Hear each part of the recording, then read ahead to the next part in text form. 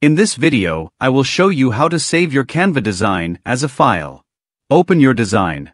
Once your design is ready, look for the Share button at the top right of the screen. Click on the Share button, then select Download from the drop-down menu. Choose File Type. PNG, ideal for high-quality images and web use. JPEG, good for general image use and smaller file sizes. PDF, choose between PDF Standard for regular printing or PDF Print for high-quality prints. You can also select options like including notes or a flattened PDF for better print quality.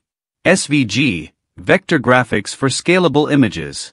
MP4, 4 videos. GIF, 4 animated images. Depending on the file type you choose, you may have additional options. For PDFs, you can check boxes for including notes or choosing print quality. Click on the Download button. Your file will be processed and saved. Depending on your browser, you'll see a notification once the download is complete, and you can drag it to your desktop or another location.